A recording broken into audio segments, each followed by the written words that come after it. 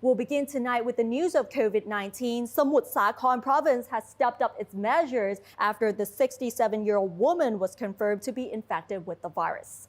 The employers in Thailand's coastal province of Samut Sakhon have been warned not to hire illegal migrant workers from Myanmar, otherwise they will have to face harsh penalties as health officials step up their investigation into the source of infection of a 67-year-old woman.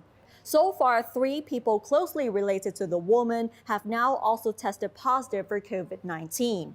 The woman is believed to be the first locally transmitted case in Samut Sakhon province for several months. She has never traveled abroad and has been selling fresh seafood in the market.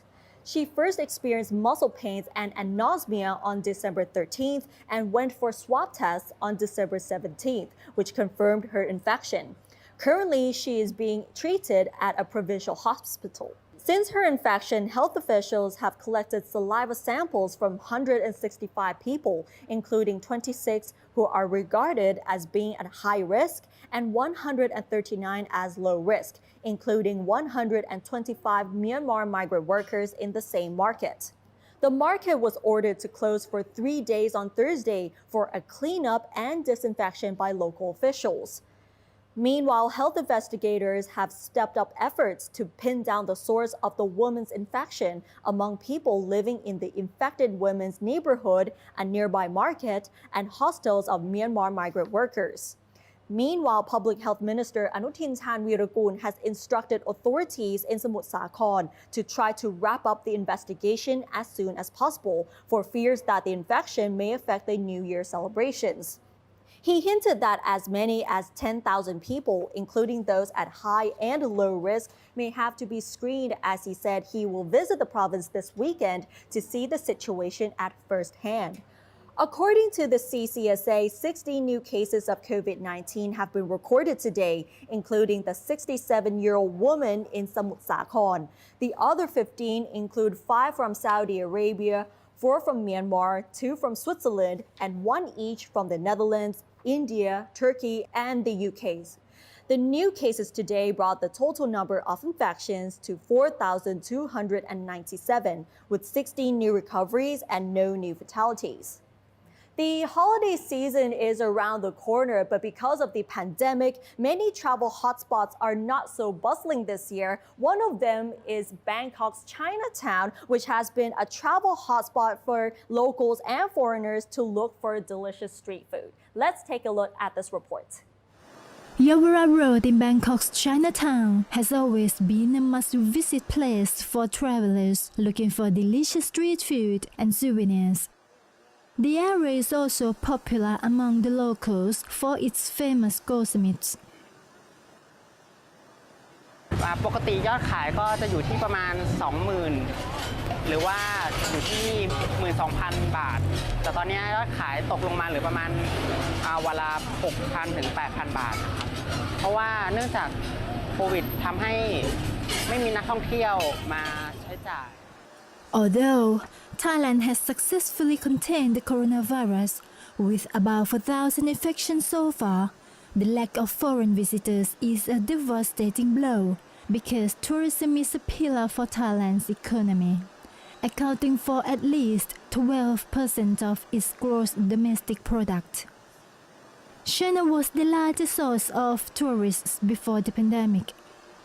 In 2019, about 11 million Chinese holidaymakers visited Thailand, contributing about $17 billion in foreign revenue. ได้รับผลกระทบจากที่ร้านประมาณ 70% ค่ะจากรายได้เพราะว่าร้านเราส่วนใหญ่รายได้มาจากคนฮ่องกงกับคนจีนครับแต่ทีเนี้ยพอไม่มีคนจีนกับคนฮ่องกงเข้ามาเพราะว่าปิดประเทศใช่ไหมครับก็เลยไม่มีรายได้เข้ามาจากที่ร้านก็กระทบไปเยอะ And Chinatown does look really quiet this year because of the pandemic. And just so you know, these are the stories we've also been following today.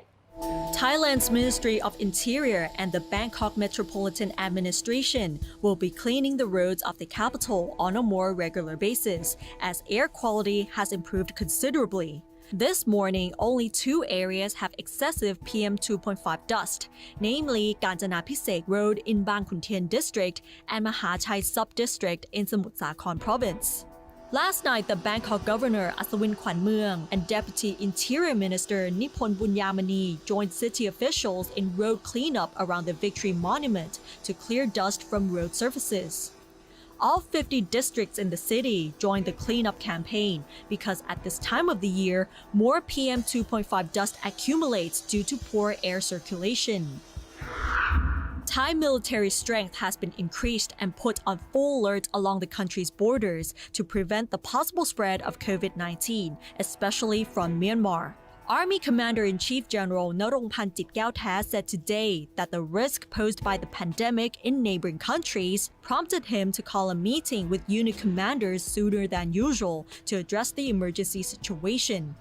He said that the pandemic in neighboring countries remains unpredictable and there is a likelihood that the disease may spread to Thailand, noting that since Thailand has not imposed a lockdown during the New Year festive season, people from neighboring countries may sneak across the borders to take part.